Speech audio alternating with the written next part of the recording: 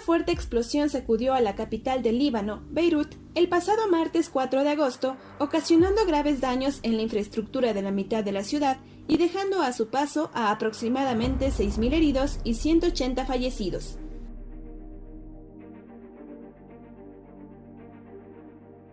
La explosión se produjo en un momento crítico para Líbano, que enfrenta una dura crisis sanitaria y económica agravada por la propagación del COVID-19 y que ha empujado a miles de personas a la pobreza. Según los datos del Banco Mundial, facilitados por la cadena televisiva BBC News, el 45% de la población de Líbano vive por debajo del umbral de la pobreza. Asimismo, el desempleo supera el 25% y el país mantiene una deuda de más de 90.000 millones de dólares, que es casi el 170% de su PIB, lo que lo convierte en uno de los países con el índice de deuda más alto en todo el mundo. La crisis entonces se ahondó con la explosión que podría haber causado pérdidas por un valor de 15.000 millones de dólares. Pero, ¿qué provocó la explosión? La causa de la explosión aún no ha sido determinada, pero existen varias hipótesis.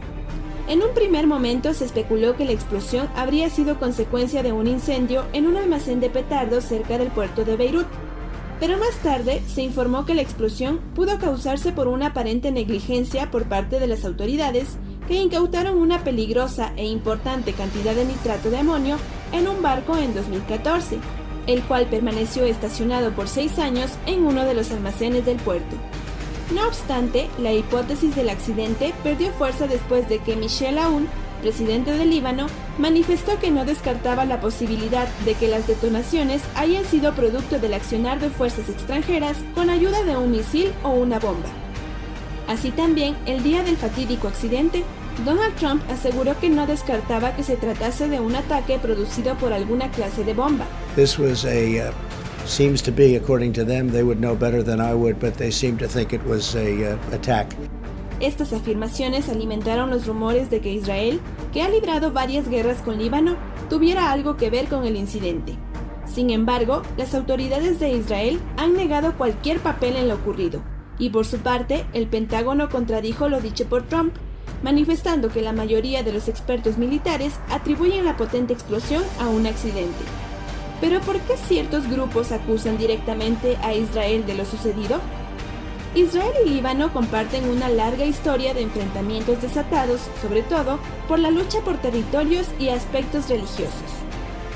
Líbano es un país que alberga a una variedad de culturas y religiones. En el país conviven cristianos maronitas, musulmanes chiitas y sunitas, drusos, entre otros. Pero antes de 1975 existía un desequilibrio de poder y riqueza entre los cristianos y los musulmanes que desencadenó una guerra civil. De tal manera que se crearon milicias agrupadas en dos grandes bloques.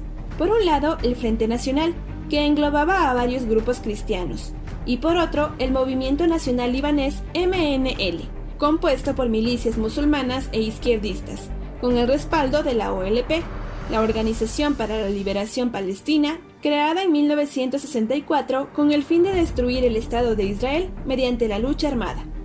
La OLP fue creciendo y mejorando sus capacidades, en parte porque en Líbano se refugian miles de palestinos, lo que significaba una amenaza para Israel, que en 1978 intervino en el conflicto aliándose con la milicia cristiana para proporcionarle considerables recursos militares y financieros, a cambio de construir un cinturón defensivo al norte de la frontera para detener las infiltraciones de la OLP. De hecho, en 1978, a través de la denominada Operación Litani, Israel invadió territorio libanés, ocupando espacio entre el río Litani y la frontera. Así que para 1982, la OLP había perdido notablemente sus capacidades de acción, pero así también emergieron varias milicias musulmanas locales, entre ellas el Hezbollah, el Partido de Dios, una milicia chiita que nació en 1985 y combinaba actividades políticas, militares y benéficas.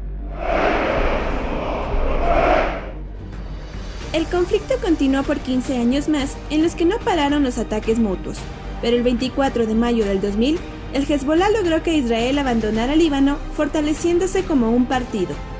El conflicto, sin embargo, se mantuvo activo. En 2006, después de que, según Hassan Nasrallah, líder del Hezbollah, el gobierno israelí incumpliera el acuerdo de liberación de todos los prisioneros del Hezbollah en cárceles israelíes, el Hezbollah atacó a Israel, el cual respondió con nuevas agresiones, lo que conllevó a una serie de atentados mutuos que no cesó sino hasta agosto de 2006, provocando el deceso de alrededor de 1.200 libaneses y 160 israelíes. Así también, este año, en 2020, se dio un cruce de bombardeos entre el ejército israelí y el Hezbollah, por lo que ciertos grupos mantienen la sospecha de que las explosiones en Beirut serían obra de Israel. Sin embargo, nada está confirmado, y solo nos toca esperar que las investigaciones determinen la verdadera causa de las explosiones. Si te agradó este video, dale like, suscríbete y activa la campanita para que YouTube te notifique cuando Marea Internacional suba un nuevo video. Nos vemos pronto con más información.